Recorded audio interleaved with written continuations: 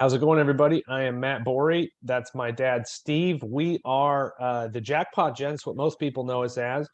We used to do the American Casino Guide book. It was a print publication. This is our new educational YouTube channel. And this is part two of a video that we were working on. Part one was on our bigger channel. This is which is youtube.com/the Jackpot Gents. This is part two on this channel. Joining us today is Josh O'Connell from knowyourslots.com. How are you, Josh? I'm doing very well, thank you. And Dad, how about you? How are you doing today?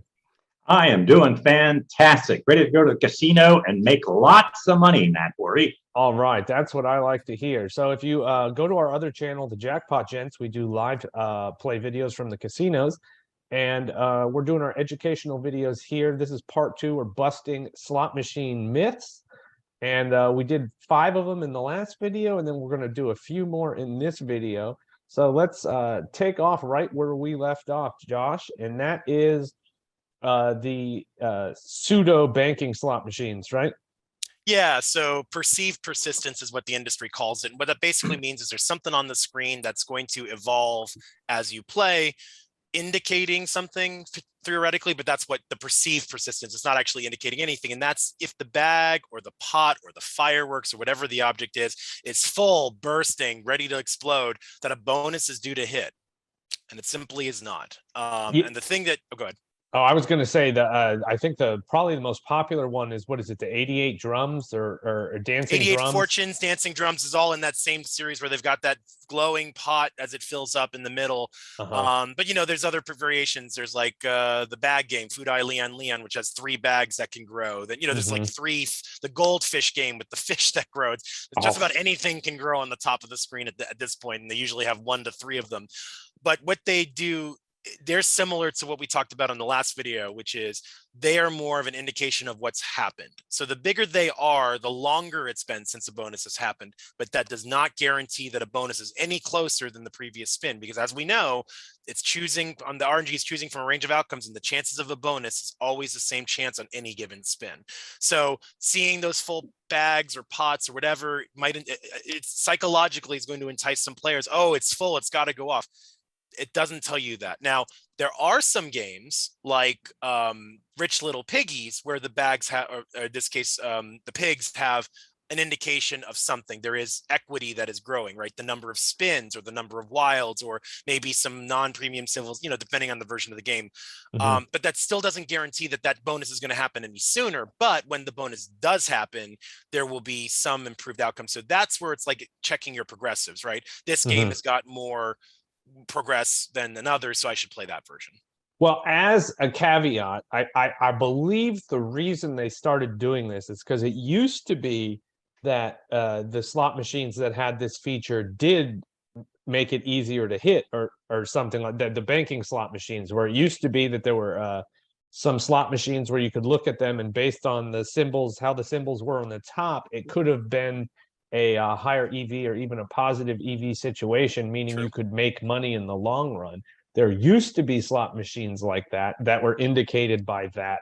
Not anymore. I feel like they've sort of done bait and switch, sounds a little shady, but something similar, where it used to be an indicator and it isn't anymore. So modern slots do other things to show the growing value. So a lot of things you'll see, for instance, is the number of free games if you hit a certain bonus, right? That's like the progressive free games, I think is what IGT calls it, for instance. Or must hit buys, where those are growing and those will go off before a certain number. Generally speaking, the game pay tables will be very explicit about what you're looking at there, right? So like on Dancing Drums, I had a host tell me, oh no, it's telling you it's going to go off soon. And I pulled up the pay table and showed him a line where it says that the pot has nothing to do with when the bonus is going to go off. And by the way, your picking also has nothing to do with it either when you do have it go off. And he didn't realize that until I showed it to him. So, a lot of people just get sucked in. So you might be right. It might be because there used to be games that were more like use that kind of tool to do it. But the game makers are in the paid tables at least being clear when that's not the case, because I think they have to, frankly, when they're explaining the rules of the game. So that's one way you can verify. One thing I got to say, though, is it's a damn good feature, because even though I know it's not going to hit, it still sucks me in. I'm like, well, look how big it is. It's been so long. It's got to hit soon. So good on them for coming up with it. Well, if you look at a progressive jackpot, I mean, because this thing tells you it's been a long time since it's hit. So I think people would think, okay, well, it's been a long time, even if you say it's not due, but it's been a long time since it's hit. So maybe it should hit. If you were to play a progressive machine, there are certain progressive machines where if progressive is above a certain amount, it's probably worthwhile to play because even though it hasn't hit. Um, I think the people who play there are people who can play. There are people out there like professional slot players who play progressive machines, and they know certain machines within a range of how often they hit. Let's say it starts at 10,000, and they say on average it hits 13,000. So if it's above, if you see a machine, this particular machine that's around 13,000, sit down and play it because it's due to hit. But it may not hit. But I think that's sort of the same logic that people have with these. They say, well, it's been a while since it's hit, so it's probably due to hit, even though it's not due to hit. But the big difference on the progressives is there's a number that's shown there that tells you that there's a payout on the other end of that. Whereas with the pot closing, you just go into the same pick screen as before. And if so you have looking at it doesn't go up. Right. So the looking at the progressives is what's the key here, right? So there's a great example of the Locket Link games where they have, the 4 progressives and they've got the mini, minor, major, and grand. And the major starts at something like $1,000, but you'll see them at $3,000, $4,000, $5,000 on occasion. Yeah. It probably makes sense to sit at that machine and play because if you win that major over a major on another machine that's similarly structured, you're going to get a much bigger payout, right? That $5,000 is much more useful to you than 800 to 1,000 on the machine next door. And so, yeah, just from a smart gambling perspective, it certainly makes sense to pick a machine that has oversized progressives because if you do hit it, that's just going to be a better pocket payday for you. The grand that we've talked about in a couple of things was actually frozen, so it wasn't even going up from its minimum. So I won the bare minimum you can win on that machine for the grand, but I still won the grand. But like if there was a grand in the casino that was 18,000, that would be a more fun one to win, frankly, than the 12,000. Yeah, so I think people have to be very careful in this, like we're saying that it doesn't necessarily mean it's due to hit. It's just been a while since it's happened. But if you see a dancing drums with a $30,000 grand that starts at 10, still a potentially good play because if you do win that grand, as hard as it will be, it's going to be a much better grand than the machine next to it that might only have a $12,000 grand. Mm-hmm. And I should go back to progressives because there's a history of players chasing these progressives, but sometimes they would play in teams because when they got on the machine, they didn't want to leave the machine until they hit that progressive. So they would have 5 people on a team and they'd play that, casinos open 24 hours. They'd have their people on that machine for 24 hours a day until they hit that progressive because based on past statistics, they knew it should hit around this amount. And if it's above that, they would play it and they'd stay there until they hit. They did not leave the machine until they hit.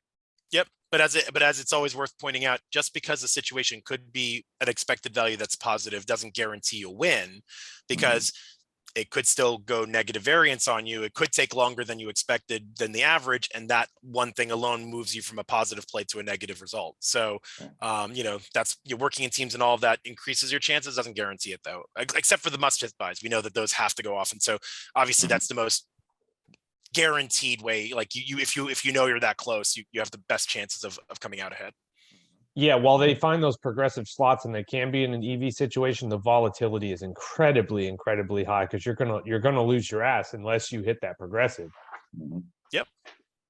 So the next one that I hear a lot is people say that the payback of the machine is going to be different whether you're using cash. It's going to be different if you took a ticket from another machine and put it in this machine, and it's going to have a different payback if you're using free play or promo stuff you've won in a drawing or anything like that. So what's your take on this one, Josh? It's nonsense. There's not multiple payback settings inside the machine. There's one, well, I should say there are multiple choices. A casino could choose from like an 85, 87, 89. Like there's usually half dozen choices, but they make one choice. So there's not for free play, payback this, for cash payback this, for tickets, payback this. It's just one number. So from a setup perspective, there's no way to do this. I usually get a little granular when I talk about free play because, and I think we're going to come back to this as a future topic because there's a lot to talk about here, but let's think about the idea of free play. One of your recent videos on the Jackpot Gents, actually a couple, you've played your free play at Dania Beach. Yeah. And when you play your free play at Dania Beach, you don't actually put the free play into your machine like you do at other casinos. You make a wager with your own money. The machine plays the spin, and then it rebates you the amount of your spin. So to the machine, you are still wagering money because you've made a cash wager.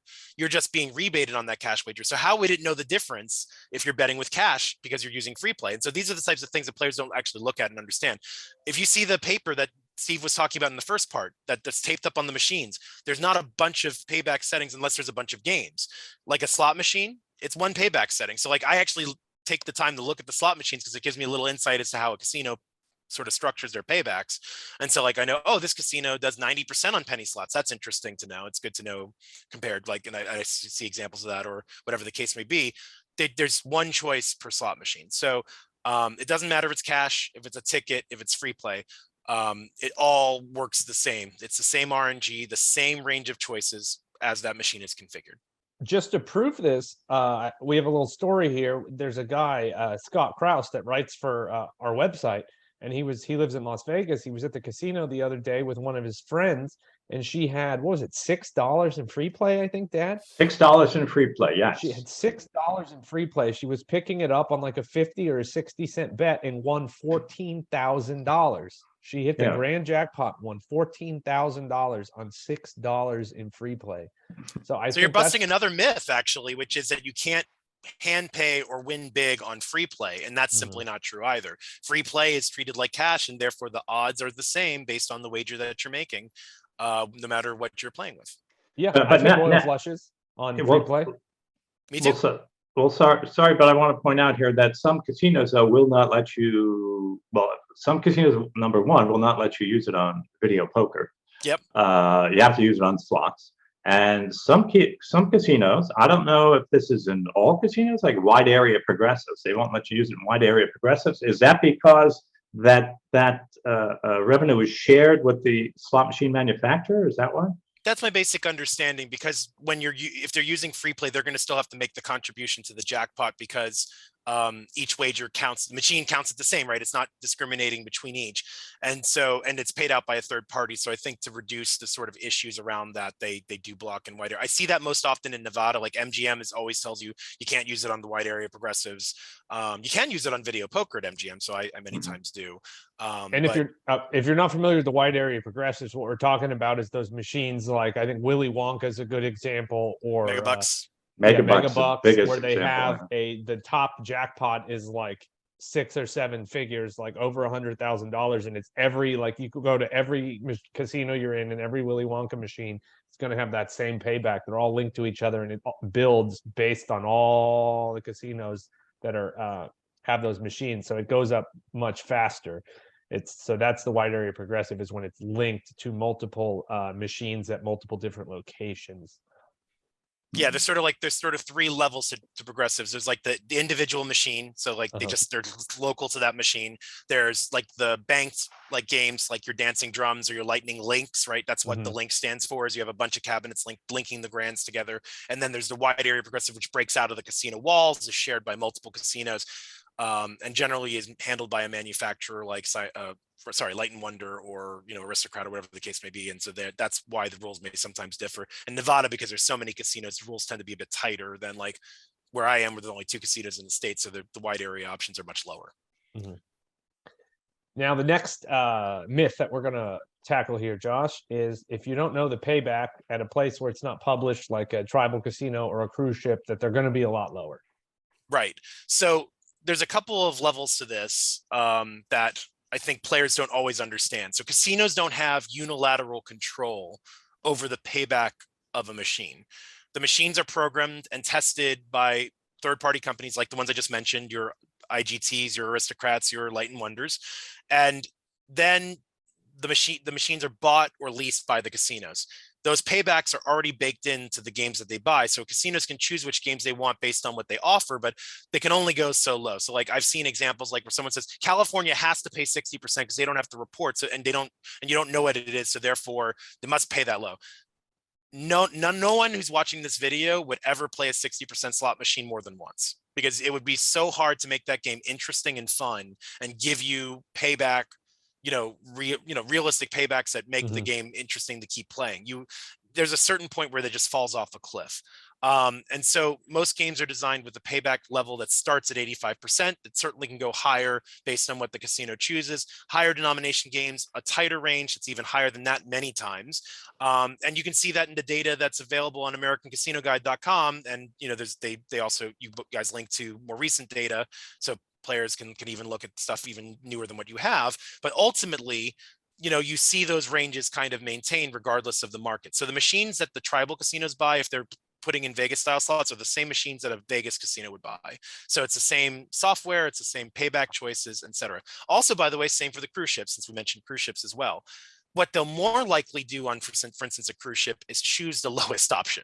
So if it's a range of 85 to 98%, they're going to choose 85%. I've seen multiple examples of payback screens from like Carnival ships and stuff like that, where people have gotten to take a picture, snuck a picture, and it's always like 85.06%.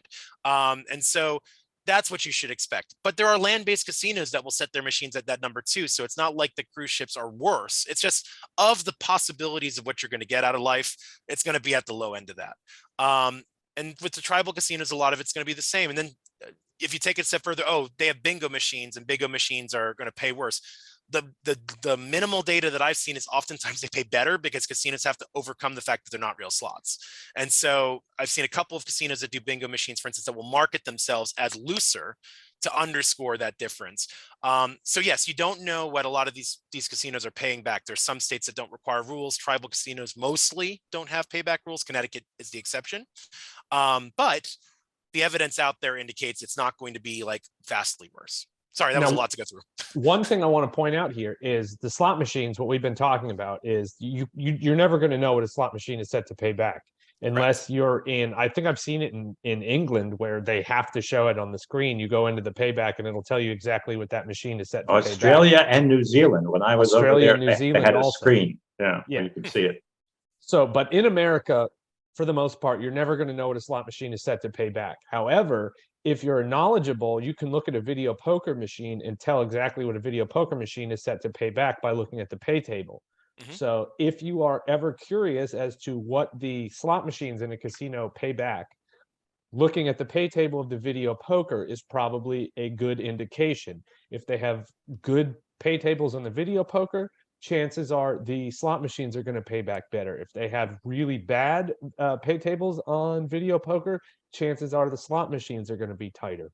Yeah, Same Kevin thing Sweet, who was for many years the floor director at the Cosmopolitan, he left when MGM acquired it, but he had said in a forum a couple of years back, as the video poker goes, often the slots go. So exactly what you said. You can kind of look at the casino's philosophy on how generous they are based on the publicly. You could also look at the table games too, the ones that have the worst side bets, the ones that have the worst rules on blackjack, like all 6-5 tables and no surrender and all that kind of stuff. Those all nibble away at your payback, and you can kind of see sort of their philosophy based on that.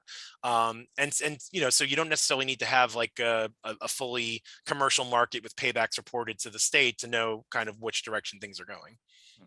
Exactly. I was going to say that on the cruise ships, you go on the cruise ship, look at the pay tables on the video poker. Brutal.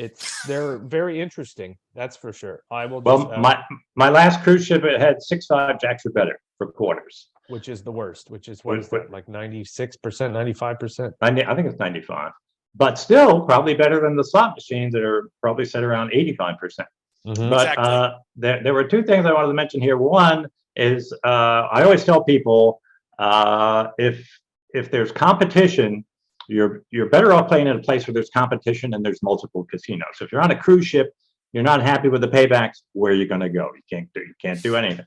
So that's why I say, Las Vegas, well, there's more competition for your gambling dollar. So generally, if there's more casinos in a location, the payback percentages will probably be higher because they're competing together against each other for your gambling dollar.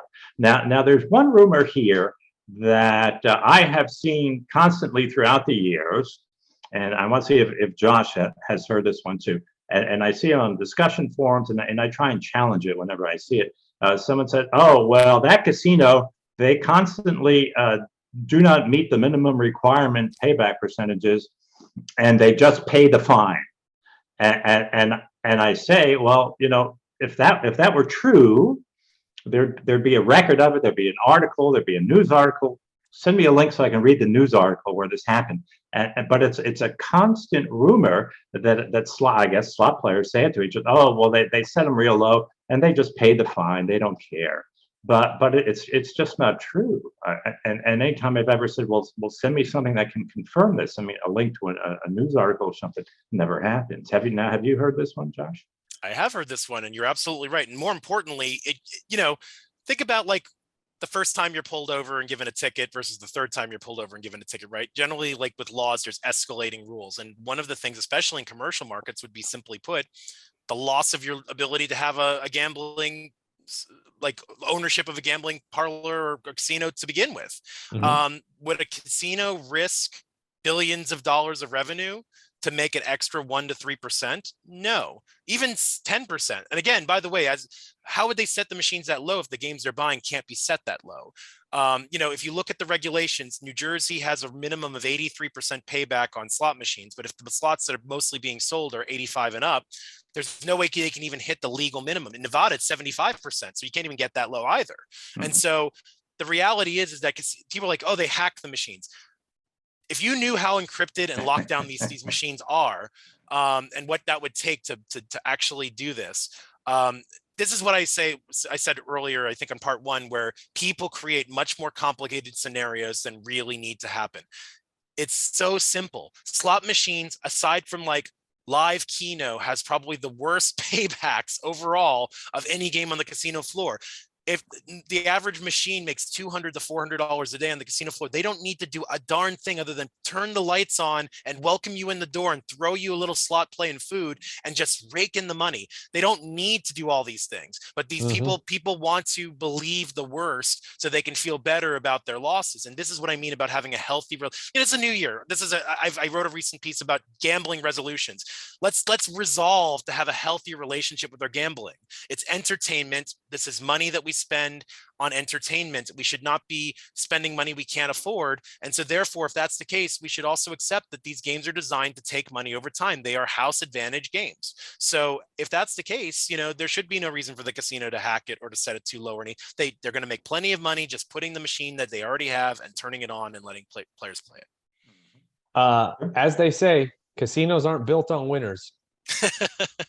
The house always wins. At the end of the day, you get lucky, you're going to win money. In the long run, the longer you gamble on a vast majority of games in the casino, the more you're going to lose, because the casinos make money.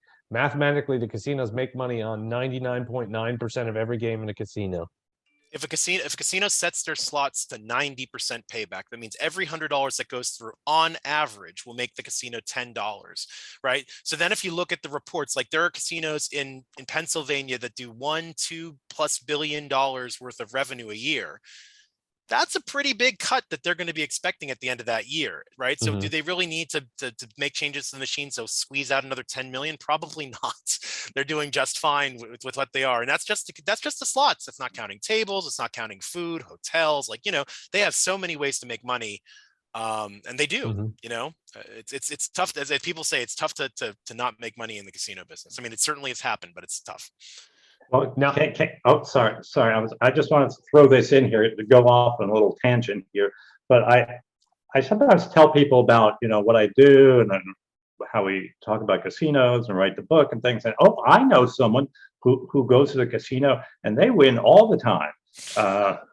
And I'm sure, and I say, oh, really? And I say, well, what do they play? I say, oh, slot machines. And they said, oh, yeah, he gets all these things. He gets all these free things, free rooms, free food, free shows. And he always wins. I said, well, I don't think he's always winning. They're probably telling you about the time they win, but they don't mention when they lose. That was like we had a guy write in. You remember that guy that wrote in the one time? And he's like, I don't understand how people lose all the time. He's like, my wife goes to the casino once a month and she gets all these offers for hundreds of dollars in free play all the time. He's like, I don't understand how and she just goes in, picks up the free play and comes home and we make money. And we had to explain to him, be like, listen, man, like you might want to sit down and have a talk with your wife. Like ask her to see the win-loss statement, because we can guarantee you she is going way more often than she tells you. And I think that was the last time we ever heard from the guy. Or spending more on those once a month Yes. trips, right? Like I think my average goal is to spend 4 hours on the casino floor when I go to the casino. I'm not going to hit and run. I have to, it takes me an hour ish to drive there and back. So like 2 hours of driving, I don't want to spend like an hour there. I have a thing about that. So in 4 hours, I can get enough interesting hits that I can always assemble some sort of an interesting post to come home with. Like, check out some of these wins, right? Even though I may have lost $1,000 or $500, whatever the case may be, but I have, you're going to get hits at some point along the way. There's, it's just, if you're doing 4 hours, you're talking about a couple of thousand spins. So realistically, could you get 5 nice spins out of 2,000? I think that's not unreasonable. And those 5 can make for an interesting story. And it looks like I'm winning, but like, the reality is it was still a losing day. And I think that that's what people sometimes don't realize is that, whether it's a slot player sharing photos of their wins with friends, whether it's a slot channel that's focusing just on the interesting stuff and not the 100 dead spins that came between the 2 bonuses, you're many times looking at sort of an idealistic perspective, so if you're in slot forums and people are sharing their majors and grands and all that kind of stuff, you're seeing the best of the best, right? You're seeing the top 1%. And that's something that we also as players have to keep in mind. Yes, it's very difficult to get those grands. It may look easy when you see 50 people posting them in forums a month, but 50 people out of how many and how much did they spend? You got to remember, we don't have complete information on that. All right. By the way, before we move on to the last one, let me just throw in one more thing here. I'm going to give a bonus. I didn't know this one was coming, but I like this one. A bonus myth that seems to come up a lot lately because there's a couple people that sort of put it out there kind of facetiously, but people take them seriously, which is raising your volume will increase your payback. Perhaps an 8.2% increase exactly in volume will get you a jackpot is one way it's worded. And volume has nothing to do with it either. So you can rest assured if the volume's broken on your machine, if you're one of those people who like the machine loud, same payback percentage. Again, same RNG, same choice under the hood. So yeah. I'm going to give you a behind the scenes magic. Since we do live play videos on our other YouTube channel, youtube.com/the Jackpot Gents. The reason they turn up the sound on the slot machine is so you don't get a copyright violation from YouTube for the music playing in the background in the casino. That's definitely one aspect to it too. Then conversely, you'll many times find that volume is lowered or disabled closer to tables because many times they're trying to keep the ambience at a certain level for tables. You don't want the slots overwhelming the ability for the craps dealers to hear the bets that are being made. And so you'll sometimes notice that volumes are purposely reduced on machines closest to table games. And that's just really just to make their lives easier and less problematic when dealers need to be able to hear what's going on. I actually did not, I never thought of that one, but that makes a lot of sense. All right, this last myth now, Josh, is my favorite one to bust. And that is that the machines pay different based on where they are in a row of machines, like in the row. Well, first off, we have to point out that rows are becoming a bit less sort of standard now. Many casinos are moving to what they call pods, which are sort of round, circular groups of machines. This is definitely something that was starting before the pandemic, but the pandemic accelerated it because people wanted more space. So having rows of machines, you're kind of on top of each other, whereas having them in the round, you have that gap between the machines because of the circular nature. So, but there are still rows in many casinos, haven't torn up every portion of their floor. And so the sort of the hypothesis or the thing that people believed was games at the end of a row pay better than the center of the row, or at least they saw people winning more often, etc. So I went to the Hard Rock in Atlantic City when it first opened up. And so everything was brand new. All the machines had brand new everything. The progressives all started from scratch. And you would notice, a couple days in, the ones on the ends, the progressives were much faster growing than the ones on the inside. And that simply meant that people were playing it more. So going back to earlier in our first part, when we talked about how more people will just incrementally yield more numeric winners, it's the same thing. More people playing on those outside seats because it's more spacious. You have one side open always. People tend to gravitate towards those first, and therefore they get played more, and you're just going to see people win more as a natural result of that. But the paybacks, generally speaking, are not any different on the inside than the outside. There's that odd slot manager who every once in a while might tinker with like a crazy idea, but as casinos are increasingly owned by corporate entities, you tend to see a lot less of that and more kind of standardization of the slot floor. So you probably won't see that nearly as often as you would maybe 20 years ago when people had a bit more autonomy. Yeah, that's really what I want to say is why would somebody walk to the middle of the row to squeeze, you got to walk, slip your way in and play in the middle and then be crammed, have people on both sides of you when you could just take 10-15 steps less and sit right there at the end of the aisle and play it. That's why you see people hit more jackpots on those machines, because they play them more often. Well, and in general, if people are looking for higher machines that have a higher payback percentage, say some machines are set. I've interviewed slot managers, and the general consensus is they set the payback percentages by denomination. Right. So the penny machines are 87 to 89%, quarter machines 90 to 91, dollar machines 92 to 94, $5 machines 94 to 96, and they're within that range. But it's not like there's a big range. You're not going to find some penny machines set to pay 88% and some set to pay 95%. Doesn't happen. They're all within that small little range. So if you're looking around the casino to find a higher paying slot machine, chances are it's going to be a minor difference. There's not going to be a big difference where you're going to be able to find a machine that's set to pay much more than others. Yeah, I mean, like if you're in a bank of machines in a row, they're usually 3 of the same machines, or maybe the 2 themes of the same game, and they're all the same denomination. So in that scenario, they're all going to probably be set to the same number. But if you're trying to figure out what games like within a range, like penny denomination games, the thing I do here is, like, let's say a casino is paying back 90%. They might take licensed games, your Wizard of Oz, your Wheel of Fortune, whatever the case. Those might be 89, and then like your non-licensed, non-leased games 91. So ones without like a brand and stuff like that might be the ones that pay slightly higher. But again, this is over the long term, and the thing that people need to remember is a short session. If you play a half hour, that's 200 spins. All sorts of things could happen, right? So like, it's not a guarantee you're going to get paid that extra little bit. It just really depends on how that outcome goes for that short session. Mm-hmm. Okay. Well, Josh O'Connell from KnowYourSlots.com. Always a pleasure talking with you. I love busting these myths. One of my favorite things to do. If people want to know more about you and your work, where can they do that? Yeah, you can go to KnowYourSlots.com, which is my website where I update content or post new content every single day. One thing I'll point out that's related to this topic in particular is I have a whole category on myths versus realities, more than 100 posts over the past 4 years that cover this topic, and a lot of things we didn't get to. So if this is really interesting to you and you want to dive in deeper, that's a great place to do it. And then as far as social media, you can find me on Twitter, Instagram, and Facebook at Know Your Slots, as well as YouTube at Know Your Slots. There's just a couple videos there for now, but more to come. All right. Thank you very much. All right. And I just want to say, we also have on our website, AmericanCasinoGuidebook.com, we have a whole slot section there. Actually, Josh wrote some articles for us, one of which is about the slot machine myths. So you can visit that at AmericanCasinoGuidebook.com. Just head on up to the How to Play section. We have information, slot machines, video, poker, blackjack, craps, roulette, baccarat, all the major casino games. So thanks very much for joining us today, Josh.